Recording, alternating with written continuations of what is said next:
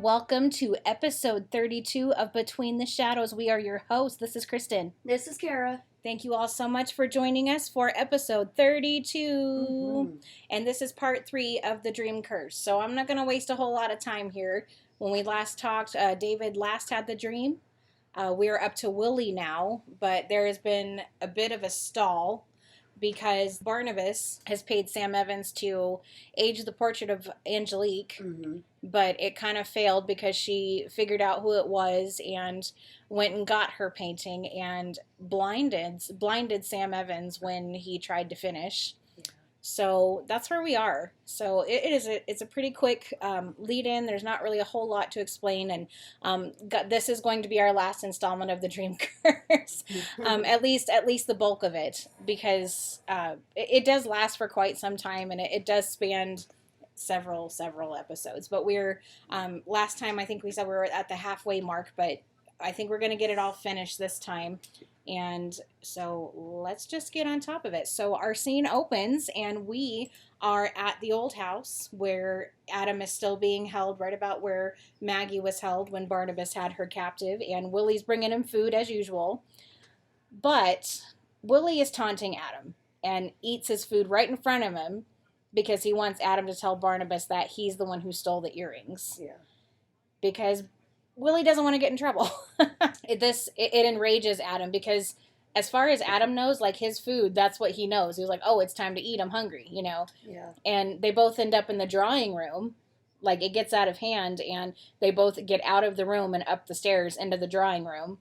And Barnabas and Julie are just getting back from Sam Evans' place, I believe, you know, because they were over there and Sam was like, this is all your fault, you know, and he's pretty upset and rightfully so. So Julie and Barnabas, this is the scene they enter, you know, Willie and Adam just duking it out. Yeah. And Adam overpowers Willie because it's Adam.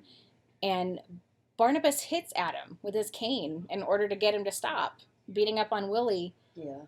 But Adam retaliates on Barnabas and, you know, puts his hands around his neck and, you know, the look on Adam's face when he, you know, once he got that beating from Barnabas, it broke my heart. It was so sad. Yeah. It's like he couldn't understand, but he knows what pain is. And for Barnabas, this one that he is so attached to be the one to inflict it, I think in Adam's mind, in as much as he can understand, it caused him like some mental torture, you know, more than anything because he loves Barnabas and that's who he knows, you know. Yeah. That's the one he's been attached to. And for Barnabas to beat him and cause him pain, you know, that was Adam's first run-in with something negative like that. And for Barnabas to be the one to inflict it, it scene kind of broke my heart a little bit. After he does that with Barnabas, Adam pretty much just runs out into the night while there's a storm overhead. And Barnabas decides that the best way to deal with Adam is to kill him at this point. They still haven't heard the message. Yeah. He loads a shotgun and he goes after him out the door. Yeah.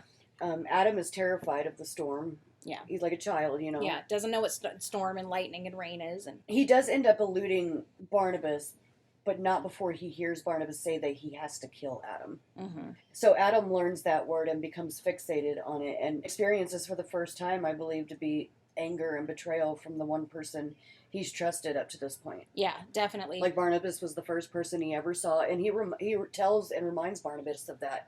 Like, this was all Dr. Lang's thing, Barnabas was trying to say, but Adam keeps reminding him, is like, but you, Barnabas, are the first one I saw. Yeah, and Barnabas provided the life force, so I think there's that connection. Yeah.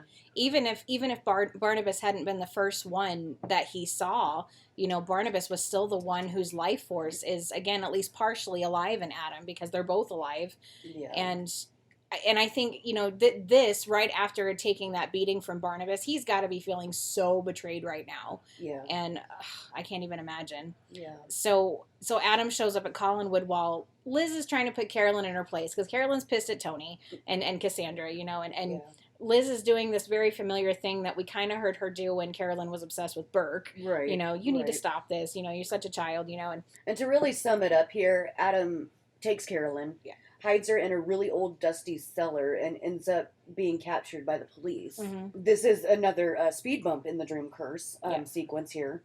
Willie has already had the dream, and Carolyn is his summoner. Yeah. Yeah. And they can't find her at this point. Right. And so she can't hear the dream because she's missing. Nobody knows where she is. And Adam has no way to communicate where she is to anyone. And he's sitting in a jail anyway. Yeah. And I want to back up for just a moment because Willie's had the dream. Yeah. I want to talk about Willie's version of the dream. Mm-hmm. The way that John Carlin acted this out. Oh, yeah. Yeah. I've heard some different opinions on this. I've heard that he's, he was very over the top in the dream sequence, and he, when he acts out Willie's dream. But just before Willie falls asleep, he thinks to himself about the dreams he used to have in the hospital at Wincliffe. Yeah. And he talks about having horrible nightmares. Willie was shot. And before he was shot, he was under Barnabas's power. So being in this mental hospital and not being, part of Barnabas's plan or scheme or whatever, being away from that, I can imagine that still he had horrible nightmares from that. And I can't even imagine the type of nightmares that he had. And because we already talked about it, the only dream we didn't get to see was David's. Mm-hmm. Yeah. Oh, no, we did. He got the spider web, but we didn't get to see him tell his dream to Willie. That's what it was. Yeah. That's what it was. Okay. Yeah, I had to think about that for a minute. Yeah, I was David's I know there was web. one that we didn't see, like the explanation or something. Right. But that's what it was. Like the scene opened, like the episode opened, and it was just Willie sitting on the stairs fuming about holy crap. Yeah. Okay. Yeah, you're right. Yeah. But he talks about this dream that he's getting ready to have because he's getting real sleepy and he's about to nod off. He says that this dream, all of my nightmares are not going to compare to this dream I'm getting ready to have. Yeah. And whether or not, now I listened to Tara at Collinwood when Penny did this episode about the dream curse. And, I was listening to the explanation that she and her guest were giving at the time, and it kind of made me think a little. It was like, yeah, we're not sure why, we know it's a dream, but it's that mental thing that Cassandra, Angelique implanted in their minds just to be terrified of. Yeah. So that kind of makes the dream curse sequence make so much more sense.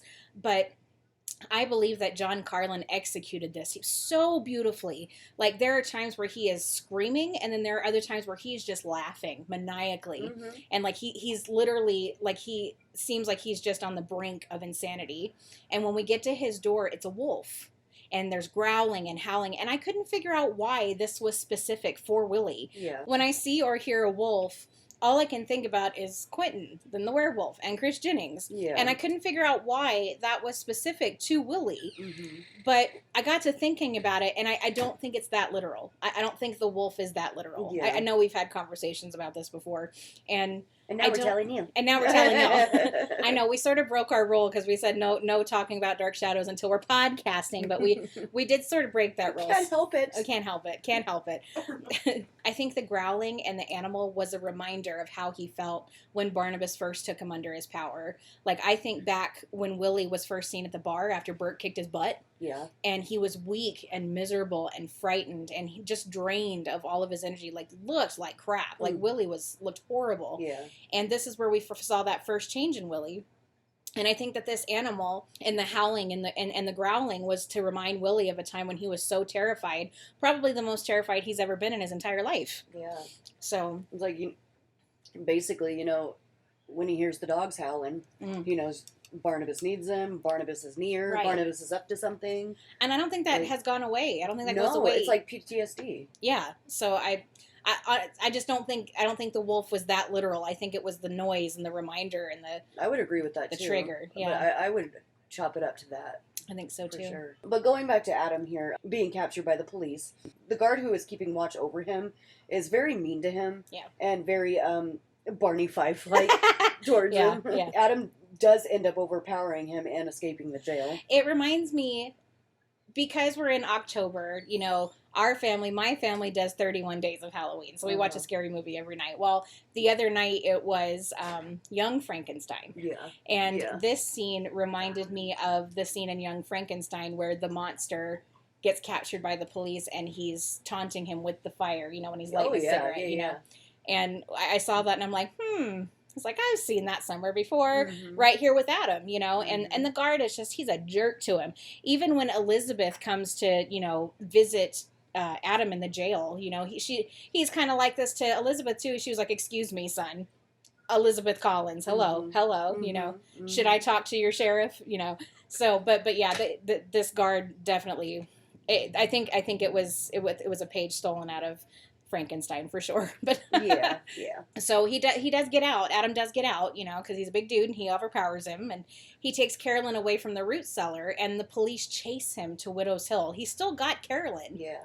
And Carolyn goes over, but she doesn't completely go over. She's hanging there from the cliff. Yeah. And that had me holding my breath. Me too. I was like, really no way. No friggin' way.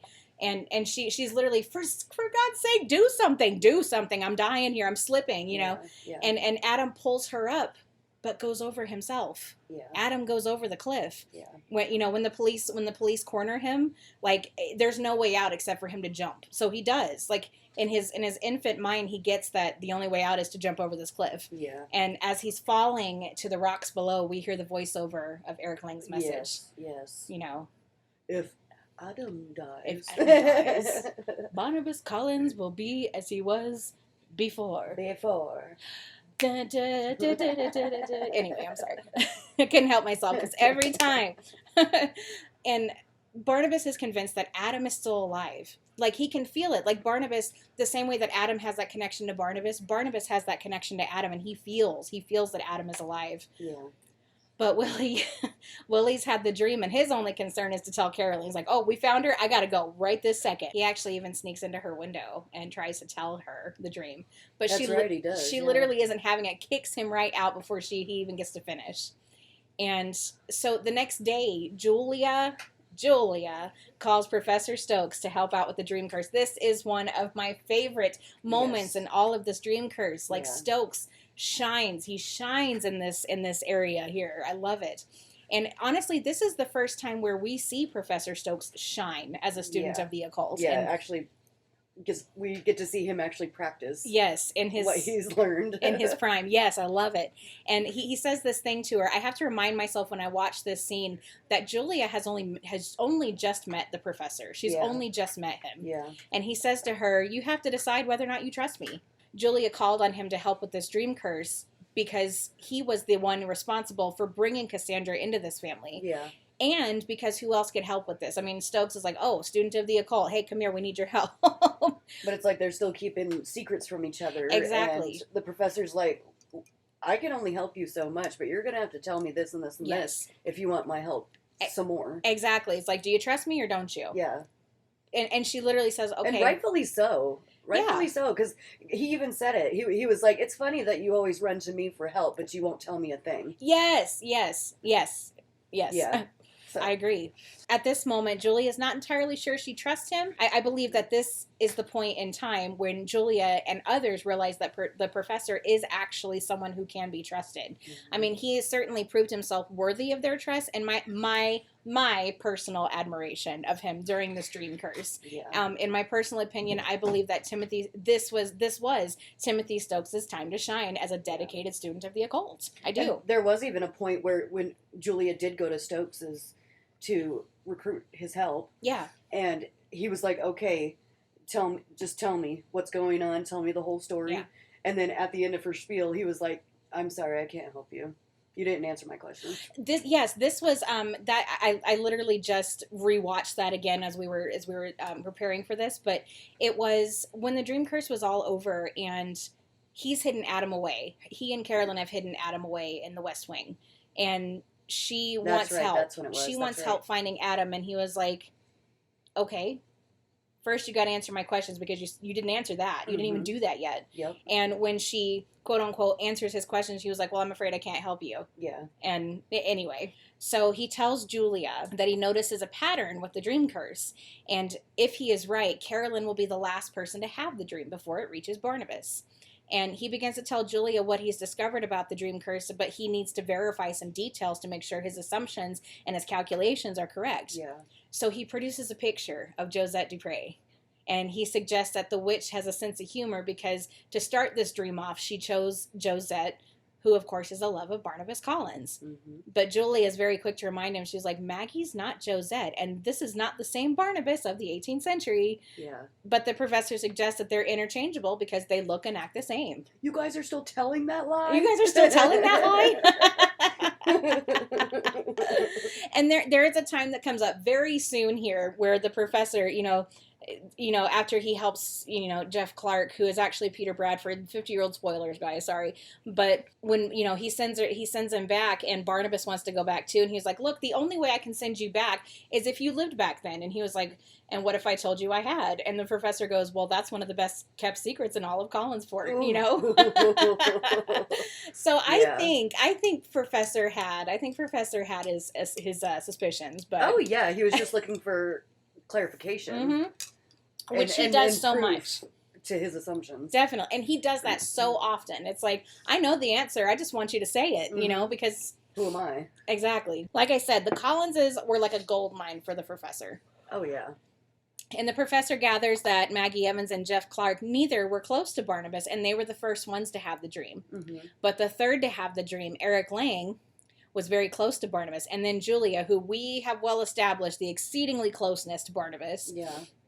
Stokes asked the question, did Barnabas or was Barnabas going through a rough time when Eric Lang and Julia had the dream? And Julia remembers that Barnabas was in fact having a very difficult time when they both had the dream. Yeah. And when I think back to this, when they both had the dream, Barnabas was in a very transitional period in his life. Yeah. He was transitioning from being a vampire into a man and was going back and forth on, feeling the need for blood and feeling human.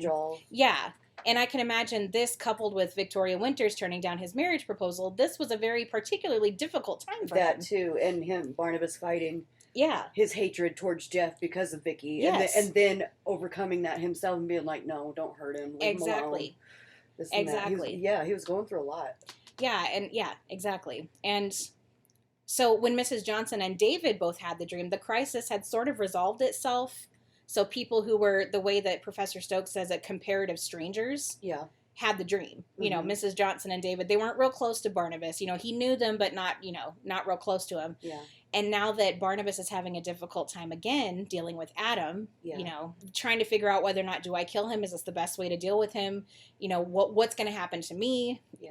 Someone close to him has had the dream again, which in this case is Willie Loomis. Yeah. So this is the evidence and the assumptions and the calculations that the professor had come up with while he was questioning everybody who had had the dream, along with Julia's answers. Yeah. So now the professor has come up with a brilliant plan to have the dream curse change with Carolyn. And it is so brilliant. Yeah. It is so great. Yeah. They call Carolyn over, and they insist, like or Stokes insists that Willie tell Carolyn the dream. Mm-hmm. And that she has the dream immediately, like this night. Yeah. And he plans to insert himself into Carolyn's version of the dream as her beckoner, so that he can come face to face with the witch in his own version of the dream instead of Barnabas. Like, take Barnabas out of the equation completely. I'll be Barnabas. Yeah. I'll be the one putting my life on the line instead of Barnabas. Yeah. And, so Stokes did put himself on the line in place of Barnabas. If the dream had reached Barnabas, it would kill him.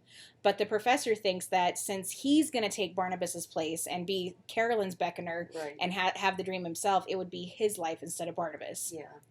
So I wonder if Stokes had another ulterior motive when inserting himself into the dream curse. I mean, obviously this fascinates him, but he does want to help wherever he can, but he was so eager to jump into the dream curse and involve himself, And I think this was an opportunity for him to experience a piece of the occult in a way that he never had before. And I think this also motivated him to want to help, I also kind of think it was for his own selfish interest, because we have already heard him tell Vicky, and Barnabas was in the room as well, about his past with Ben. Yeah. And all the studying he's been doing and trying to regather all of this stuff and information and diaries and stuff.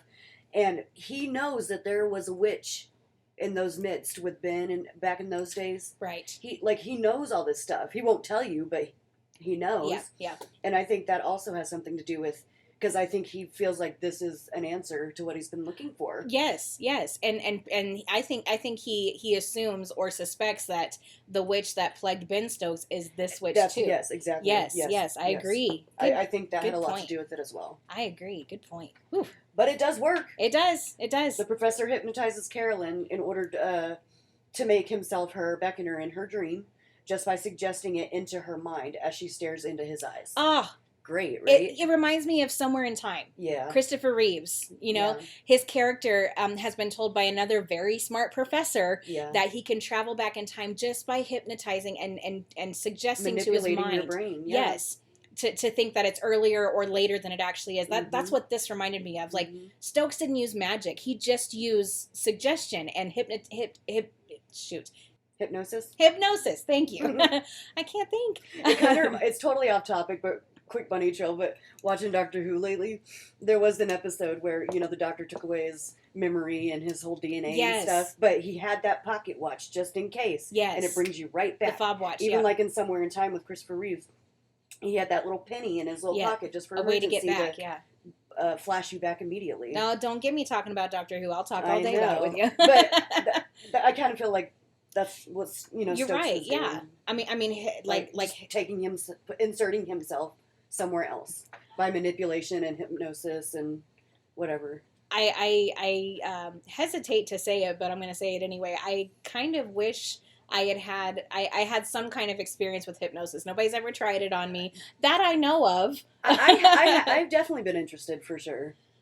Just definitely. Because I think that's all psychological. I don't think there's any black magic or witchcraft to do with that. I think it's all and it holds up because Stokes was never manipulated. Like he was too strong to fall, to be manipulated or hypnotized, really, unless he was willing. But he's too strong of a character. Even Julia, almost for that matter. Right. She's just too strong of a character and personality to fall for that. Exactly. And I don't know. I think Stokes is kind of a reason to watch Dark Shadows. He's one of the many reasons to watch. Dude, Thayer David.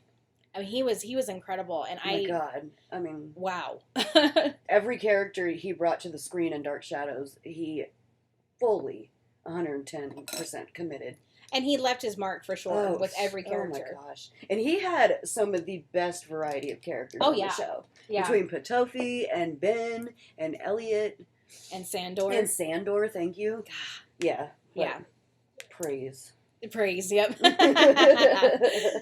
So Stokes immediately has the dream afterwards. Now I have to, I'm sorry. Let me back up just a second. After Carolyn has the dream, she, and she tells the professor, and professor finds out it worked. Oh, he is so proud of himself. So satisfied. The look on his face, his smile, smirk. Yes. He was like, well, hell yeah. Yeah. I can't believe that worked. but then he immediately gets somber again, and he goes, okay, I got to stop congratulating myself. The real work starts now. Oh, yeah. So now you're in it.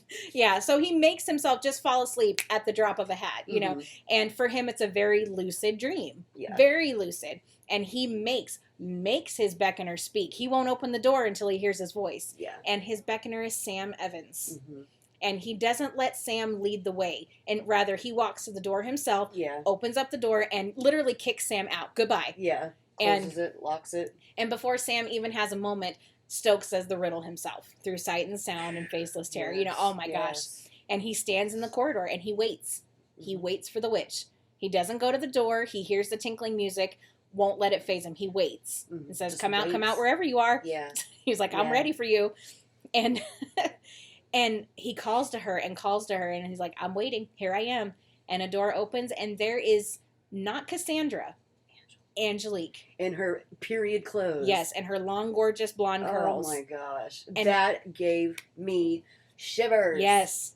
Oh my gosh. And I love this showdown between Timothy Stokes and Angelique. Gosh. And so I think, here, in my opinion, and maybe there's proof of it later on, but my opinion, I think Angelique showed up as Angelique and not Cassandra because Professor knew Cassandra. And I think maybe she was trying to throw him off the trail. But I think she kind of screwed herself because I think Stokes was looking for Angelique because he knew that she existed. Yes. And I don't think she knew that, but...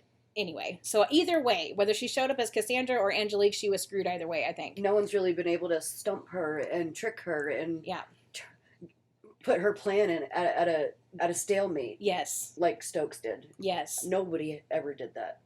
Definitely. She tries to break him and break him down and make him question himself and make him cave to her, but he won't do it. Mm-hmm. She tries to get him to look behind the doors and he won't. And he believes, he's like, well, this is all power of suggestion. If I say it's not going to happen, it's not going to. Yeah. And he's right. You know, she tries to convince him that he has been Ben Stokes this whole time.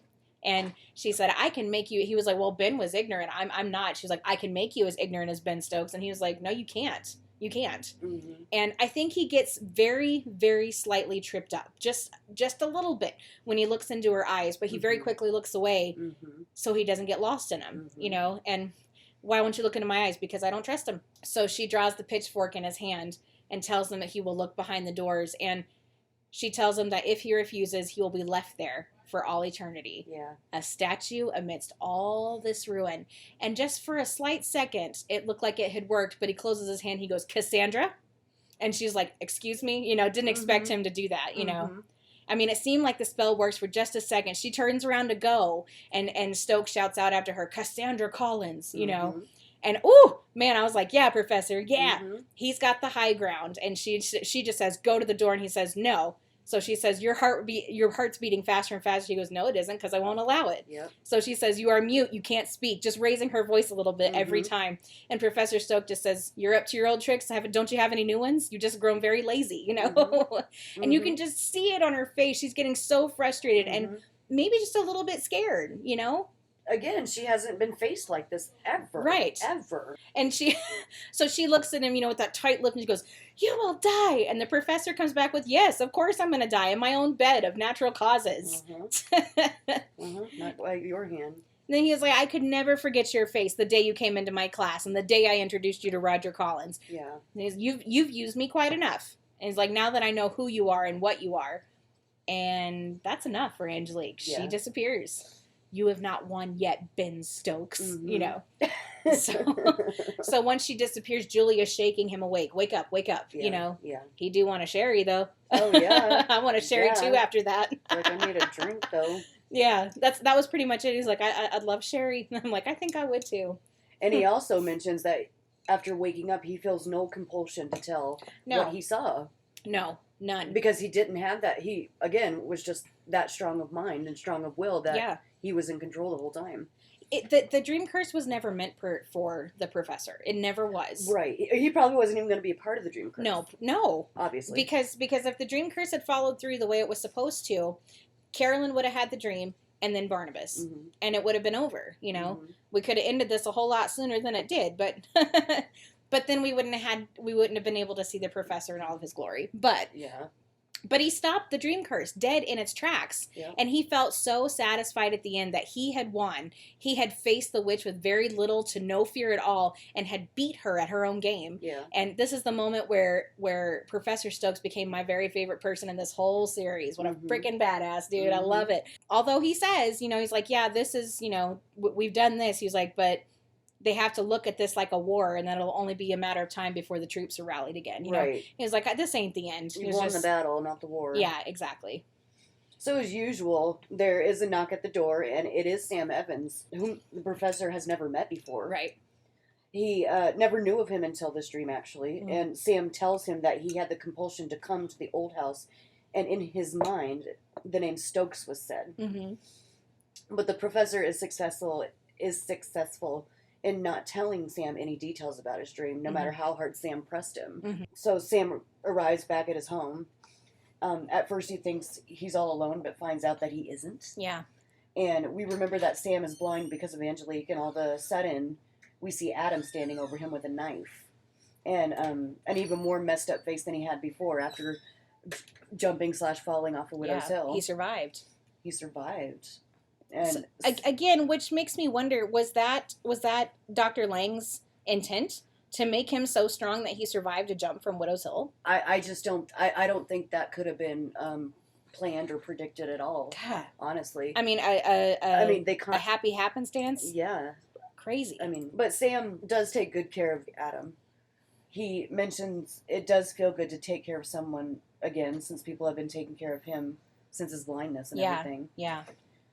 he begins teaching Adam how to speak and all the things Barnabas and Julia couldn't do. And we said this before. Barnabas said it himself. Like, he's like, you'll find me a horrible teacher. Yeah, yeah. But, I mean, Sam knew what Adam was. Yeah. He knew, even though he couldn't see, he knew that this was the man who he had heard all the stories before he went blind. He's like, I know that, he's the one terrorizing Collinwood, but he understood that Adam never actually broke the law. Yeah. Like, Adam never did break the law. Like, he never killed anyone, Until he escaped out of jail. Well, yeah. Even then, he didn't kill anybody except himself. Yeah, yeah. Like, he didn't even kill the jailer. He just knocked him out, you know? And Adam just needed a friend to be, like, patient and understanding. And I love that Sam gave this to him. I love that Sam wasn't afraid of him and, called the cops immediately. He's like, come here, I'll help you. Yeah. And he was an extra special man to give this so selflessly, Yeah. Meanwhile, Cassandra's trying to plan. Yeah, she's planning and plotting. Another way to get around this. She pulls her old tricks on Tony again, and Professor Stokes has disrupted her plans, so now she's got to get even. Mm-hmm. She wants Tony to kill the professor. She wants him to go to his house and put a poison in his drink. Yep. But Professor, at this moment, he's gathering all this information about Vicky's adventure in the past so that he can better understand why Cassandra's out for blood. Yeah. And so now he's figured Cassandra and Angelique, they're the same person. This is the witch he's been searching for all this time. Mm-hmm. And they're interrupted by Tony Peterson, who has come calling on Cassandra's orders. Yeah. He comes under the guise of needing information about an ancient cross that he found. He didn't even give his real name, And the professor invites him in to have sherry, and Stokes finds a reason to leave the room. And he knows, he has a feeling that Tony is there to harm him. Yeah. For the witch, And Tony takes the bait, pours the poison in. Stokes ends up switching the glasses back, and Tony collapses. So as soon as he realizes that Tony's on the ground, he picks up the phone, calls Collinwood, Julia. He's like, hey, I think I killed somebody. Can you come here? Yeah. So she gets down there immediately, and they figure out pretty quickly that Tony is, in fact, a pawn, in Angelique's game. Yeah. And Professor deduces that they got to find someone who's not affected by her or can't be affected by her to help deal with her. Yeah. Somebody not human. And someone you never thought you would ever want to bring back up. Yeah. They go calling on Reverend Trask. Reverend freaking Trask. And but they're kind of right. I mean, he's not human. He's no longer alive. So Cassandra can't really have any power over him. Yeah. And he's likely to come back to right this wrong that he did so long ago. Mm-hmm. So thanks to Ben's journals, they have a little to go on to find out where Trask is buried, but some lines are missing. Yeah. But it's as if Ben Stokes stepped through time and wrote on the pages through Timothy Stokes. Like he was putting the pen to the paper and just all of a sudden started writing. Yeah, the blank spaces. And Julia's like, you did that on purpose. He's like, I promise you I didn't. Yeah. But I think because Stokes is so open to that, Ben was able to step through the centuries and help, because we all know how Ben Stokes felt about Trask. Mm-hmm. Like he was, wouldn't even call him Reverend, Yeah. And they discover where Trask is walled up. Not buried. Not buried. He is walled up. He's not even a little buried. And right about this time, once they figure out where they got to go, Tony wakes up embarrassed and wants to hang his head and leave. And but Professor has other plans. He wants to he wants Tony's help to contact Trask and to tell Cassandra that her plan worked, so that the Professor can be more free to move, and have time to fight her. Yes. Like go back and tell her I'm dead. Tell her the plan worked. So that's what he does. And they do end up having the seance. It's Stokes and Tony and Julia. Mm-hmm. In the basement of the old house right in front of the alcove. Did Willie participate? No. Okay, I couldn't remember. Mm-mm. But Tony is the one that Trask speaks through, and the wall of the alcove where Barnabas walled him up begins to crumble. Yeah. It begins to move, and it starts to crumble, and it reveals a skeleton. A Skellington, Jack. A Skellington, yep, Jack Skellington, baby. Jack Skellington. It's almost Halloween. I know. This is Halloween. And it reveals I can't say that word without. It reveals a skeleton, and a few moments later, the skeleton disappears. And the professor wanted to summon Trask to take care of Cassandra and right his wrongdoing back in 1795. And Stokes says this thing. He was like, Reverend. He was like, come to us. He was like, he was like, you knew my ancestor Ben Stokes. He wouldn't call you Reverend, but I'm willing. Yeah. Take care of this, please. But when Trask finally does show up, he's interested in one person. Only one person when he comes back. He attacks Barnabas as soon as he returns. Yeah. Yeah. He traps him in the alcove where he was for 200 years. And Julia keeps looking for him and assumes he'll find the note she left to come to Collinwood to find him. But she goes there like at least 2 or 3 times that we see and to check. Picks up the note and the note's still there. And Willie's like, I don't know. And he just disappeared. I mean, he's probably gone. Yeah. On a trip or something. Yeah. Or out getting something. Who knows? Yeah. So there's literally no one around to save him. Yeah. Again, and he is purely human now thanks to Adam, and this could very well kill him if someone doesn't find him. I want to talk about something here real quick. It's a theory that I've had, and I don't base this is pure what do they call it in court, conjecture. It's speculation. But Trask was able to wall him up in that alcove. Like, Trask was very tangible at this time. Like, you could literally reach out and touch him. Yeah. My question is, did he use Tony's body to do it? Was it Tony's body? Was it Tony's body and Trask's spirit? I've been thinking about that, studying for this episode and wondering about that.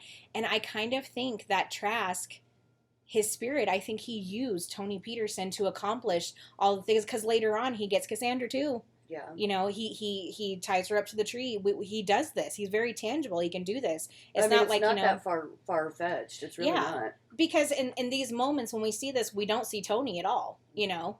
And it just, I don't know. It's something I wondered about. It's a very good theory. And it's pretty interesting to me that Trask was more interested in getting revenge on Barnabas than he was to get Cassandra. He was such an avid... It's like always. He was always blind. Yeah. And getting the wrong people. Exactly. All the time. He was such an avid witch hunter in life. But it was like he had tunnel vision and set on making Barnabas pay for what he did to him. Yeah. And I don't know. I mean, it just goes to show the kind of person that Trask was, because... Yeah. It was like, oh, so you're not true to what you say. I don't know. But after we see that, basically, we're back at the Evans cottage, and Sam is, still teaching and talking to Adam, teaching him new words and phrases. And when Adam suddenly becomes troubled, Sam, of course, can't see him to find out what's really wrong, but he can tell that Adam keeps holding his wrists. And Sam assumes he hurt himself when he jumped from the cliff. Adam can choke out, "Barnabas hurt. Barnabas hurt." And runs out of the house and throws Joe aside like a rag doll. Joe hits the ground so fast, it's hilarious. And Barnabas and Adam are linked through their life force, and Adam can tell when Barnabas is in trouble or is hurt, and vice versa. Yeah. It's like that twin thing. Almost. Yeah, it's crazy. So this is all like simultaneously happening, like next to each other. Trask has got Barnabas, and Adam is at Sam's house. But so Trask turns the coffin room in the old house into a courtroom. This was crazy. It was. And the people he called back for the jury, I'm like, wow. Like the jury is all Barnabas's victims. Like this is all who is sitting on the jury. Yeah. So he convenes this panel of Barnabas's victims to be his jury, and a judge to judge Barnabas, quote unquote, fairly for his crimes. Well, and Barnabas mentions it real quick though, but the one jury member that was called that wasn't a victim of Barnabas's curse was Jeremiah. Yeah. He wasn't technically a victim of the curse. No, he wasn't. And he even said that in the scene. He's like, that's irrelevant. Like, that... He died in a shooting. Yeah, exactly. He died in a duel, not because of the curse. Yeah. But, so it's Jeremiah Collins, Ruby Tate, Maud Browning, Sookie Forbes, and Nathan Forbes. Yeah. Trask calls on a man named Ezra Simpson, who was a criminal, to preside over this makeshift courtroom, and declares that the trial of Barnabas will begin now. But Ezra Simpson was a criminal. He was, and Barnabas was like, well, that's not fair. He's like, you're judging me, but this guy is a criminal too. He's like, no, that's the best person to judge is another criminal. He calls on Nathan Forbes, and Nathan tells the makeshift courtroom that Barnabas strangled every single victim present, and Barnabas is found guilty, of course. Now, that's not the truth, because he didn't strangle Jeremiah. Jeremiah died from a gunshot. Yeah. Trask walls him up and leaves him for dead. And Julia is upstairs once again looking for Barnabas, and she can hear laughter coming from the cellar. Yeah. And she investigates and doesn't see anything out of the ordinary, but she can tell something isn't right because the alcove is walled up. Yeah. Last she saw, there was a skeleton hanging there, And I do remember, though, there was one line that Trask, when Barnabas was like, this guy's a murderer, this guy's a criminal. And Trask, he's like, who better to judge a condemned man than another condemned man? But why? Because Trask is twisted and horribly wrong in everything he does. Golly Moses. So Cassandra, I love this scene coming up here, you guys. It's one of my favorites. I had to watch it a few times. But yeah. So Cassandra's up to her old tricks, and she tries to call on Tony, but Stokes intercepts him as soon as he opens the door to leave. You know, Stokes knows that Cassandra's planning on something in order to make Sam Evans have the dream, and he warns Tony, please resist her as much as you possibly can. You know, I mean, do your very best. And he heads over to the Evans cottage. Yeah. And just after the professor gets there, I'm sorry, you guys, I love this so much.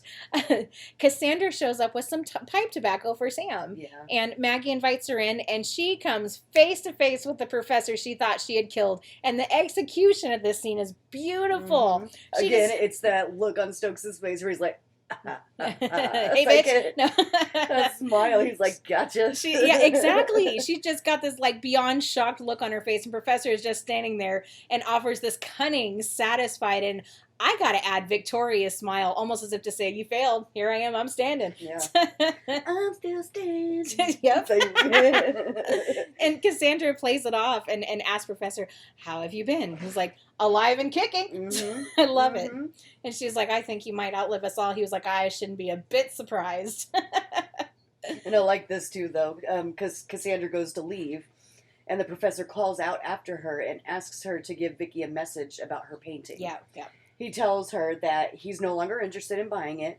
He's like, I found out her portrait was a copy, and I've discovered the original. Yes. I was like, yes. It was kind of Stokes' way of saying, I know who you are, and this is war. I can do this too. Yeah. It's like, I'm on to you. And this is the point where Stokes let Cassandra know he was on to her, and this is war. This is war. This is war. And he leaves, but not before he swipes the tobacco. Like, God, this is why I love Stokes, you guys.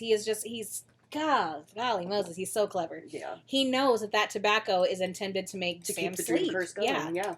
And this time when Cassandra calls to Tony, he comes and she is pissed off. She is pissed off.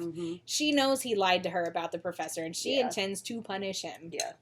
And she tries to punish him by making him fall in love with her the moment he kisses her. But this doesn't happen because Tony realizes they are being watched. And they're being watched by Elizabeth. Yeah. And he uses this moment to run away. Yeah. And, Elizabeth wastes no time in confronting Cassandra about it. She never does. Especially after she's been on Carolyn about this already. And then when she actually does see it, she's on her right away. She causes Elizabeth to be consumed by the thought of death. More than that, her own death. Yeah. Like, just obsessed with the thought. And this becomes a thing for quite some time throughout the show, for a while. So this scene reminds me way back in the beginning with Laura, when she goes to confront Laura Collins after she catches her and Burke together. Yeah. And Laura causes her to be catatonic, and she has to go to the hospital. Well, the same thing happens to Liz. She becomes very obsessed with her own death. Yeah. And eventually becomes hospitalized. And so it kind of reminds me of that. And once again, Carolyn is going to be put in charge again. But this time, Carolyn is just a little bit older, a little bit more mature, and she does a much better job this time. She did a great job back then, too. But this time, I feel like she does a pretty fantastic job. 18. She's 20, 21 maybe now. And she's been through some stuff, man. She's been through some stuff. She's dealt with some stuff. And yeah, exactly. She's maturing. Agreed. And it definitely shows throughout the entire show. Yeah. So we flash back to the cottage. Maggie's there, and, she notices that the package at first that Cassandra left for Sam is gone. She's like, I left it right here on the table. Yeah. But then she gets to, she goes into her purse, and she discovers the mysterious earrings again. Yeah. And she puts them on and suddenly feels compelled to go down to the old house again. Mm-hmm. And Joe has gone to the Blue Well to try to get Sam to come home. He's out drinking with his friends. Yep. But a sober Sam, though. I love. Yeah. I love that he's still a recreational drinker. Sam, Yes. Yeah, agreed. And he runs into Willie and beats the crap out of him for trying to see Maggie. Yeah. And he storms off, and Willie comes into the cottage anyway. And Maggie attempts to attend to Willie's face, and Adam comes in and sees the scene and says, Willie bad. Willie bad. Yeah. Willie bad. Poor Adam. It's so precious, though. I mean, it's because it's like a child. It's, Willie, Barnabas hurt. Willie bad. Willie bad, yeah. It's so pitiful, and but But Willie tries to diffuse the confused Adam. Yeah. Adam is still very upset with Willie, and he can kind of articulate how he's feeling thanks to Sam. He's actually taught him meanings of words, not just words, but the meaning. Right. But it's no use. Yeah. Sam enters the house and tries to help Adam, like he's been doing, but Maggie has already hurt Adam. Yeah, she came at him with a something, with a chair or something. And Adam he's just had it in his head since Barnabas hurt him that he must hurt anyone who hurts him. Yeah, yeah. And when Sam hits him with his cane, Adam attacks him and hurts him so badly that he has to be rushed to the hospital, and they don't know whether or not at this point if he's going to live. Like, he took a good blow to the head falling down.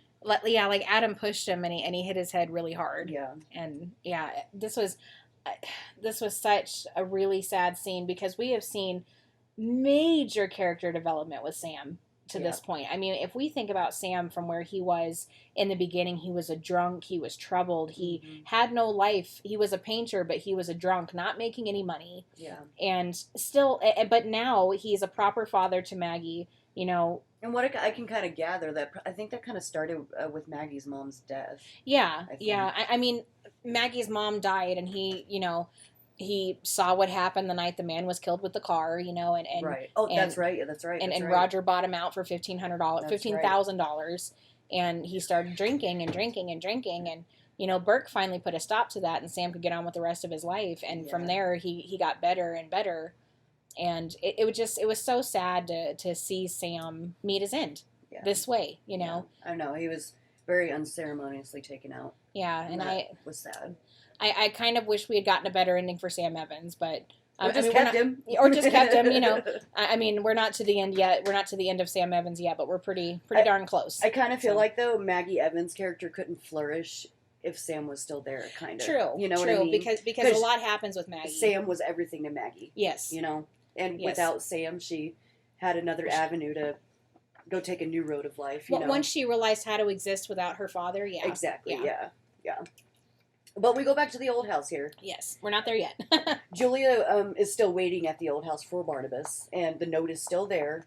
This time, though, she's standing like in the foyer, close to the drawing room, and she hears a woman sobbing in the basement, and then she goes to investigate. Yeah. And there at the walled-up alcove is the ghost of Josette, and she's just weeping and crying. Yeah. And I love it. Correct me if I'm wrong, but I feel like we haven't seen a Josette bailout help out here since the early David days, like when he was playing in the old house before Barnabas arrived. Agreed. The last Josette bailout we saw was with Laura, I believe. I think so too. Like those early days. When Josette told Maggie, when Josette told Vicky where David was in the burning shack with his mother. Yeah. I can't think of another Josette bailout. I know. I'm really trying to think. Again, guys, shout it out if you. Yeah. Because after Josette, we had Sarah Collins. You know, Sarah was the ghost helping. Yeah. So I think you're right. I mean, again, if y'all know of any ones that were missing, please let us know. Yeah. So while she's investigating down there, Willie shows up and tells her about the happenings at the Evans cottage when the sobbing is heard again. Yes. Because she sees her and then she just disappears. You know? Yeah. She goes, well, that's odd. But you know, at this point, you know, nobody's really surprised to see a ghost at the old house because that's where the ghosts hang out. Yeah. At least Josette's ghost. You know. But they don't see Josette's ghost, but Julie remembers that she was standing in front of the alcove.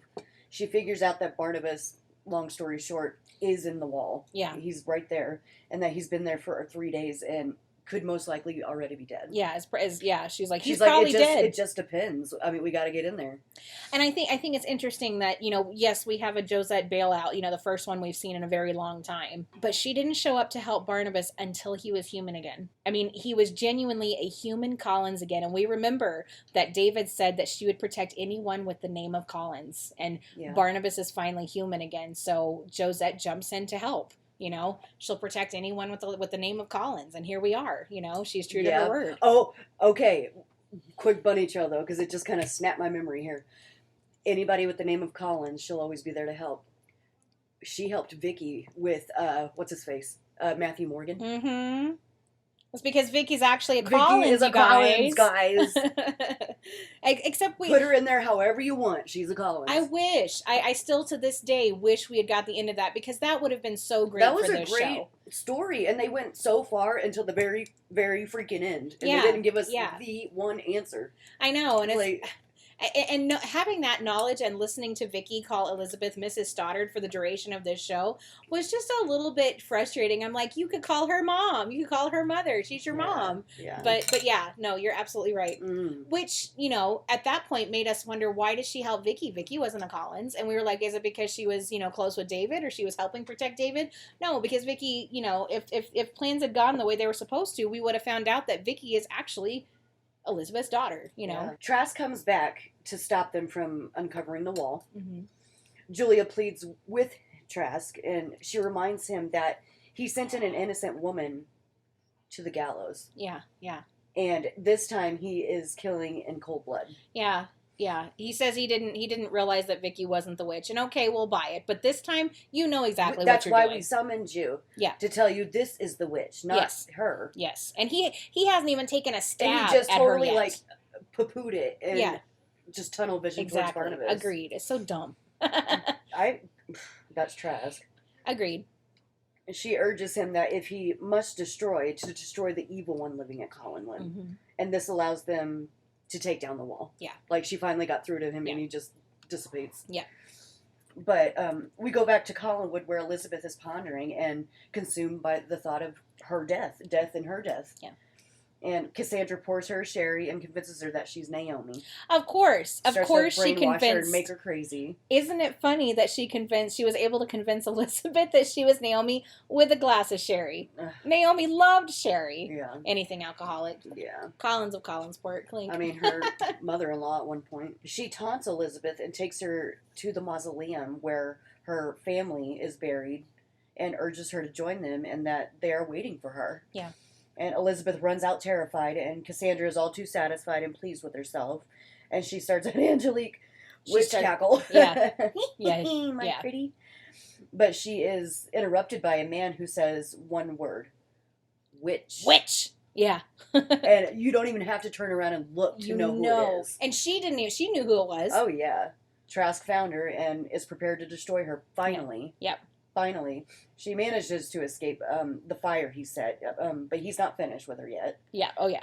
But for now, she's safe. Yep. So from here we go to the Collinsport Hospital where Yeah. Sam is. You know, like we said, he's not gone yet. He's suffered a pretty bad concussion and he's in pretty bad shape. And Joe feels responsible because he stormed out on Maggie because he was angry with her for seeing Willie, you know. You know what? I kind of held Joe a little responsible for it, too. Yeah, yeah. I kind of agree with you. I Joe, I love Joe. He means so well, but he is too... He's kind of a meathead. He's too knight in shining armor. Yeah. Like, he tries to be the hero every time, and he just looks like a jackass. Yeah. And I think that's part of the reason why Carolyn didn't want him, you know. Yeah. I kind of... Because... He was too overbearing. He was, and I think he was too wholesome for her. You know that too. You know she liked bad boys. Look at Burke. Look at Buzz. Look at Buzz. Look at Jeb Hawks. Look at Jeb Hawks. I mean, think the only one who had his head on straight was Tony. Yeah, and Adam. You know, she feels some kind of connection to Adam too. Carolyn's one of them girls that likes bad boys, and that you know is evident through the show. Yeah. But and with the whole Tony thing with Carolyn, yes, he is a good guy. He was just manipulated by a witch, but unfortunately, but even the one good guy she found treated her like crap. Yeah, and turned out to be a dirtbag because of unfortunate events. Oh yeah, yeah. But you know I know that's had a lot to do with Carolyn's maturity and just that jadedness. Like Like, screw all y'all. She went through a lot of stuff. Oh yeah, and she was, she was a pretty dang good one. Yeah. But, I mean, so Cassandra, she catches wind of all this, and she rushes to the hospital. She fakes kindness again and sends Maggie away to get her something to eat or get a cup of coffee. I'll sit with your father. You look tired. Go get some coffee, you know. And she begins to... effort, yeah. She is desperate. And she begins to spell on Sam Evans and put some kind of potion into his water, and... She's determined that he's going to have this dream, by golly, you know. And she wakes him up, makes him drink the water, and she was a little too hasty because Sam was about to say something about Adam. And Cassandra wanted to know what he was going to say, but he went to sleep because of the potion she put in the water. Yeah. And she doesn't find out what he was going to say. And Sam has the dream, and Vicky is his beckoner. And beyond Sam's door was Maggie, dressed in black and laid out over a coffin. And when he wakes, he figures out that it's his coffin. He's going to die soon, and he has to tell Vicky before he dies. Yeah. So Joe goes to Collinwood and takes Vicky back to the hospital. And Maggie's already on the phone with Stokes, and you know, he's had the dream. What do we do? You know, Stokes warned him that night, if your father has the dream, you call me immediately. Yes. And so that Maggie is following instructions here. Stokes does his best to keep Vicky from hearing the dream, but Vicky feels like she has an obligation to Sam. She feels sorry for him. Yeah. It's like, whatever I can do to help him, just let me hear what he's got to say. And Vicky, at this point, she's already heard everybody else's stories about how terrified they were. Yeah, exactly. And yeah, she's scared, but she wants to help Sam. Sam has been very kind to Vicky. Like she, ever since the beginning, even when Sam was a drunk, he's been very, very kind to Vicky. Yeah. When she wanted to hear the story about Betty Hanscom, Sam told her everything that he knew, and said, "Here, take the painting. You know, here's what really happened in that manslaughter case." He was, come over for dinner. You know, he was so kind to her, and Vicky just felt like, whatever I can do to help him. You know. Yeah. And he only gets about halfway, and he dies. Sam dies before he gets to tell her the dream. Yeah. And I know that Vicky was only there because she was the next recipient of the dream curse, but I felt it very touching that she was there for Maggie when her dad died. Yeah. Yeah. And Maggie was her very first friend in Collinsport, and they were always tight. And I really feel like this scene showed the love between the two of them. You know, they always said, "My best friend Maggie, my best friend Vicky." You know. Yeah. Sorry, Carolyn, you're the head woman, so you're kind of out of our league. You're rich. Pretty much, yeah. That's pretty much. And I felt bad for Carolyn because she really didn't have a whole lot of friends in that regard. Get in, losers. We're going shopping. Exactly. but I did appreciate the love between Maggie and Vicky, and Maggie was pretty torn up when Vicky exited too. You know, so. Well, and back to Elizabeth. She's at a point right now where she pretty full on thinks that she is Naomi, and refuses to believe anything else. Yeah, and Cassandra has convinced her, but Trask comes after her and ends up tying her to the tree where he had tied up Vicky all those years ago, and exorcised the demons from her. Yeah, he is successful in banishing her from existence. Yeah, Barnabas and Julia find his skeleton back in the alcove at the old house.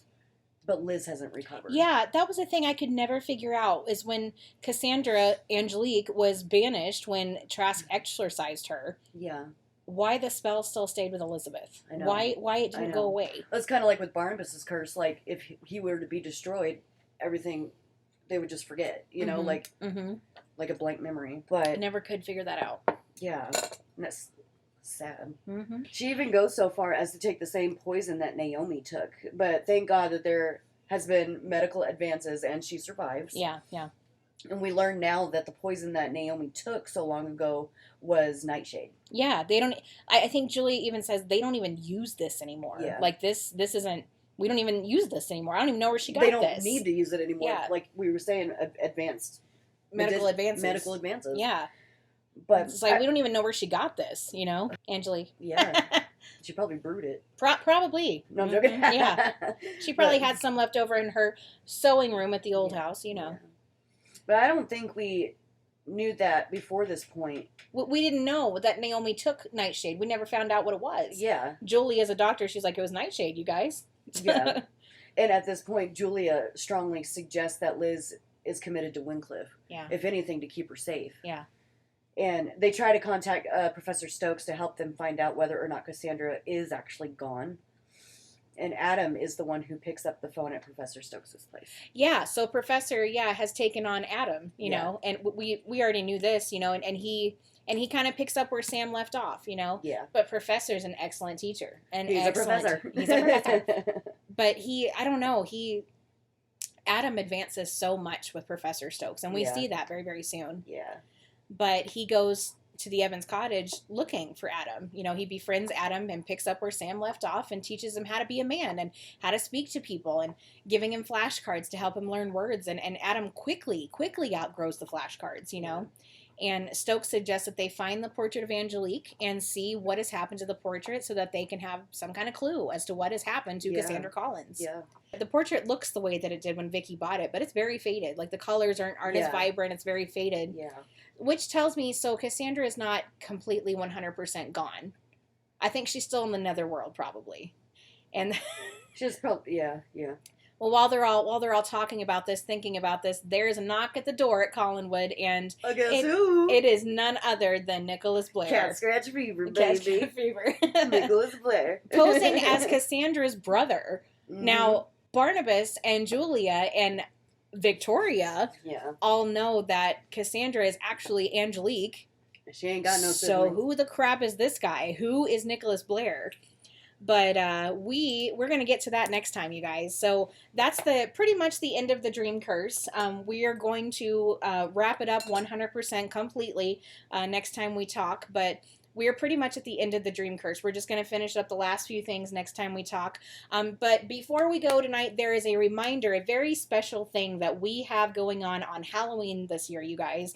We are going to have the wonderful, the talented, the very knowledgeable Patrick McRae joining us for this very special episode of Halloween as our very first guest spot here on Between the Shadows, and we are so excited. This has been a long time coming. A long time coming. We're so excited, Patrick. Yes. We cannot wait. We cannot wait. And I can't wait for y'all to hear it. Yes, so we're going to be, once we wrap up this Dream Curse, we're going to bring Patrick on. We're going to talk all about this Dream Curse, and I cannot wait. And we want to invite you guys to join us for this very, very, very, very special episode Halloween of Between night, the Shadows. guys. Halloween night. So once again, reach out to us, comments, concerns, questions. We are on Twitter, on Facebook, on YouTube, and all your listening services. Or if you're old-fashioned, send us an email at betweentheshadows2021@gmail.com. We're looking at it all. Yes, we see it all. There's two of us, so we're tag teaming this shit, you know. But until next time, friends, thank you so much. Remember to keep it between us and the shadows. Good night. Good night. Angelique Collins. The devil has painted your hair, but still I recognize you. You were responsible for my death. You let Victoria Winters hang when you were the guilty one. I have come back to right that wrong. The Lord has let me return.